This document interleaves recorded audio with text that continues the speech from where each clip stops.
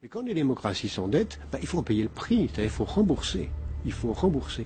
Et on a beau manifester, la dette elle est là, on l'a faite de façon démocratique, si on veut bien croire. Il faut la rembourser. Par des erreurs passées, par des erreurs originales. Des erreurs originales que les peuples portent parce que démocratiquement ils ont élu et ou réélu les gens qui ont augmenté cette dette. Mais quand les démocraties s'endettent, il faut en payer le prix, c'est-à-dire il faut rembourser. Il faut rembourser. Pourquoi la France a-t-elle perdu en quelques années 40% de sa force de frappe industrielle? Eh bien, il faut se souvenir que cette évolution a été, sinon souhaitée, du moins acceptée pendant très longtemps. L'industrie française a perdu près de 100 000 salariés en 3 ans. Alors, la France va-t-elle devenir un pays sans usine? Puisqu'on parle d'entreprise, ce coup de massue pour 103 des 140 employés d'un équipementier automobile. Leur poste a été supprimé. Et s'ils veulent garder leur emploi, eh bien, ils doivent partir en Pologne, des ingénieurs pour la plupart qui ne comprennent pas la décision du groupe américain, d'autant que le site alsacien est rentable. Un reclassement à poste égal à Cracovie, mais un salaire divisé par plus de la moitié. Les 2 derniers hauts fourneaux d'ArcelorMittal, rescapés de 20 ans de désindustrialisation en Lorraine. Ici, les maires des petites communes se sont habitués aux fermetures d'usines, aux délocalisations d'entreprises, et à tous ces sites abandonnés. C'est au téléphone qu'Édouard Martin apprend la nouvelle qu'il redoutait. Les 2 hauts fourneaux de Florange vont bien fermer. La direction d'ArcelorMittal vient de le confirmer lors du comité central d'entreprise. Que ce soit dans le textile, la métallurgie ou bien la chimie, depuis 3 ans, près de 900 usines ont fermé leurs portes en France, entraînant la disparition de 100 000 emplois industriels. Une des zones les plus touchées, c'est ici même, dans le sud de l'Oise. L'usine du Havre-Sandouville est une usine d'assemblage. On y reçoit tous les éléments de la future R16. En 1966, Renault produisait encore l'essentiel de ses voitures en France. Aujourd'hui, le constructeur ne produit plus que 20% de ses modèles dans l'Hexagone. Le reste a été délocalisé.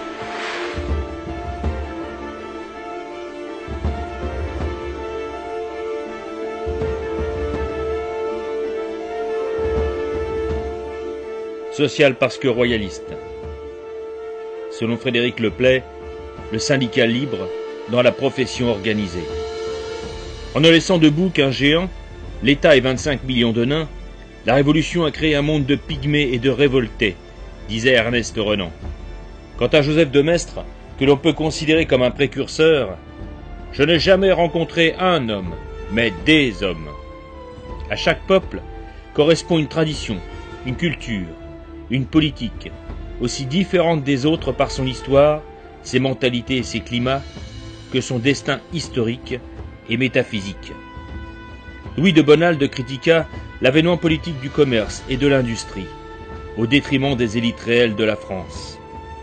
Les royalistes comprendront vite que la République, issue de la Révolution, est à la fois antinaturelle comme antisociale et par déduction, destructrice du tissu traditionnel et national, donc anti-française.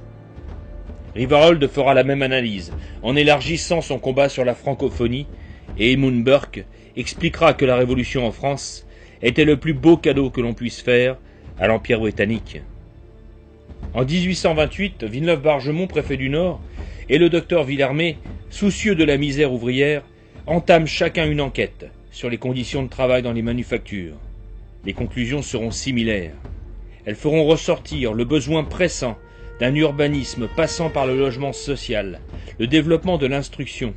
Étant donné la destruction des écoles sous la Révolution, la République n'ayant que faire de la culture, la lutte contre l'alcoolisme et une amélioration des conditions de travail tout en revoyant les salaires. Une équipe se forme avec Armand et Anatole de Mélin, Benoît d'Azy, Montalembert, Falloux, tous royalistes, dans une France lassée des exactions révolutionnaires et républicaines, et fortement royalistes vu les résultats électoraux. Une multitude de lois sociales sont proposées, et souvent pour restituer au monde ouvrier ce qu'on lui avait volé en 1789. Les vainqueurs de la monarchie sont trop contents de profiter d'une main-d'œuvre sans protection et corvéable à merci. L'opposition royaliste continue néanmoins, imperturbable, à soulager la misère ouvrière, devant l'hostilité haineuse des parvenus de gauche et de droite républicaine, attachés aux fruits juteux du capitalisme. Et puis, la République n'est pas la royauté. Elle peut massacrer le peuple au nom de la sacro-sainte liberté, du plus fort. En 1841 et les années suivantes, le groupe royaliste présente une multitude de lois. Lois sur la protection et la limitation du travail féminin et des enfants, par Montalembert. Loi sur les logements insalubres. Loi sur les caisses de retraite et de secours mutuels. Loi sur la réinsertion des jeunes détenus. Loi sur les limitations du temps de travail. Loi sur l'amélioration des conditions de travail. Loi sur les contrats d'apprentissage. Refus de l'opposition gauche et libérale républicaine. Tout cela avec en même temps la participation directe sur le terrain pour soulager la misère et assurer de la formation et des aides. Création de la première section de la Croix-Rouge, formation des apprentis, fondation de la mutualité, dont il y aura 1 million de membres en 1870, défense des ouvriers de la Seine et des canuts de Lyon, par l'avocat célèbre Berryer, ardent royaliste. Les ouvriers étaient poursuivis pour délit de coalition. 1865, retentissante lettre sur les ouvriers du comte de Chambord, réclamant la liberté syndicale et le retour des corporations avec une participation populaire étendue aux élections. Ces idées sociales firent tellement de bruit et peur aux libéraux que la dernière tentative de restauration échoua en 1875, au détriment du monde ouvrier, attendant sa libération, et de la France entière, gagnée par l'éventualité d'un Henri V. Cet échec, comme la défaite de 1870, eurent des répercussions dans le milieu intellectuel. Taine, Renan, Auguste Comte remirent en question les fondements de 1789 et constituèrent le terreau intellectuel de la future action française. De 1855 à 1879, publication de l'enquête sur les ouvriers européens de Frédéric Leplay. Cette encyclopédie sur les besoins sociaux véritables de tout individu et famille pour vivre en harmonie. On peut considérer ce travail comme la première étude sociologique sérieuse qui parle de l'importance de la cellule de base de la société, la famille, le facteur ethnique, religieux, social et moral. René de La Tour du Pin, influencé sur les travaux de Leplay, élaborera une doctrine moderne, axée sur la renaissance des corps intermédiaires qui, avant la Révolution, étaient le fruit de l'organisation spontanée du monde du travail et assuraient aux ouvriers droits et participations. La monarchie en fut la protectrice, en codifiant leurs us et coutumes à travers l'élaboration du livre des métiers d'Étienne Boileau.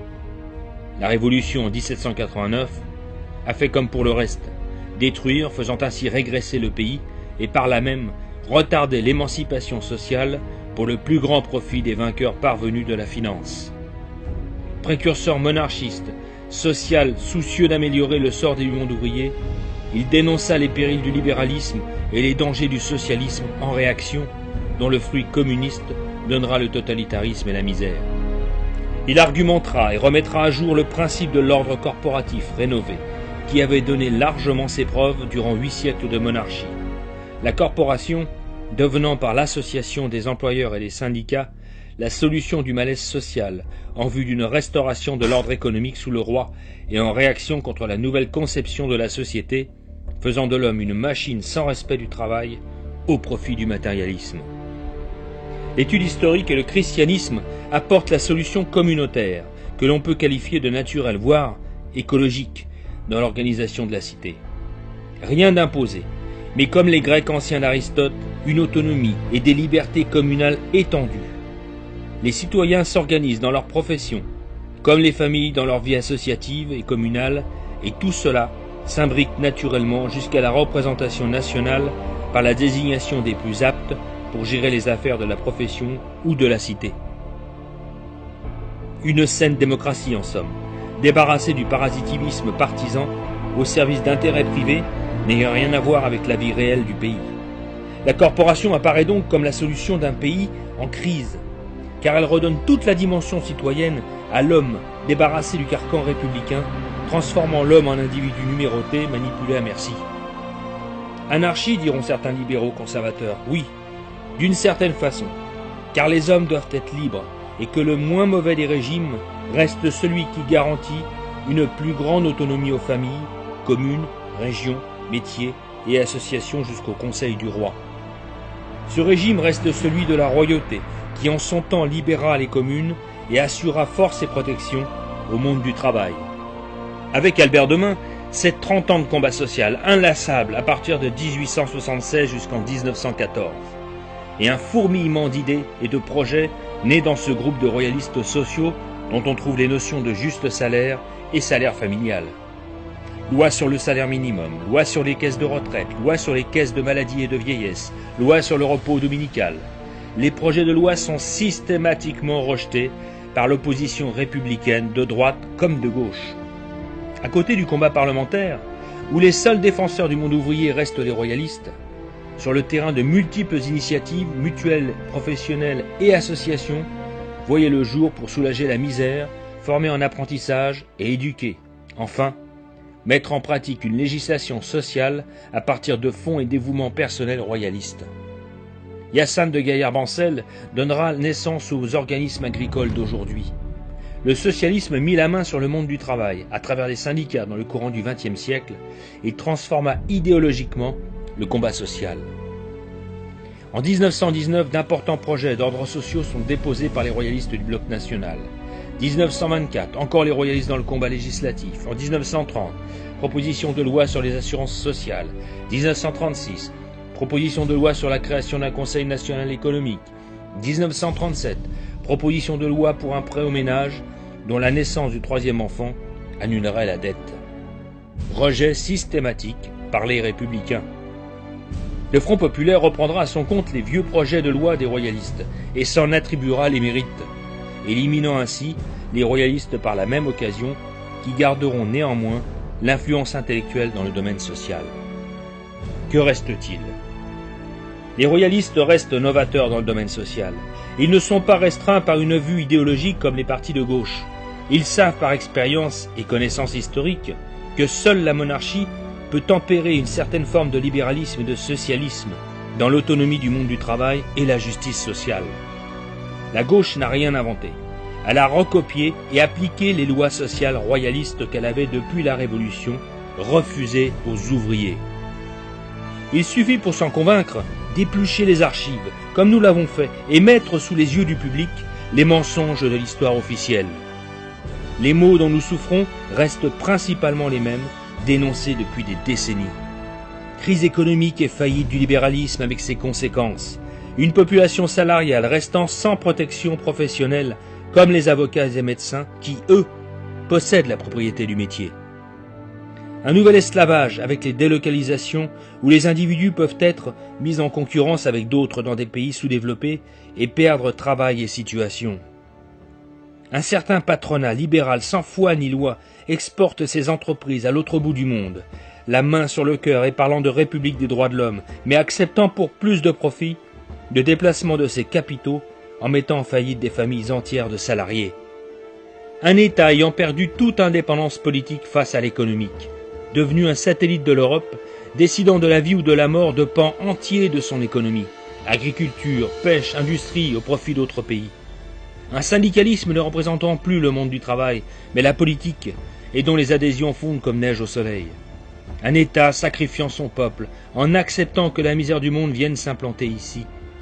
Une politique suicidaire en matière de démographie, un État républicain, surendetté dans une marche vers l'abîme et le néant. La plupart des lois sociales instituées, Conseil économique et social, Sécurité sociale, participation, loi des 8 heures, n'ont pas l'étendue réelle et l'autonomie dont les royalistes rêvaient qu'elles puissent avoir dans un véritable pays libre. Ces lois furent limitées par le système républicain, les restreignant pour en garder le contrôle, comme pour la décentralisation. Alors même, si toutes les formes de gouvernement possèdent leurs contraintes, il reste des gouvernements destructeurs par essence et d'autres dont les bases restent humanistes. Retrouvons les racines de l'arbre de vie, d'où notre France fut le fruit, et libérons-nous. Notre jour viendra.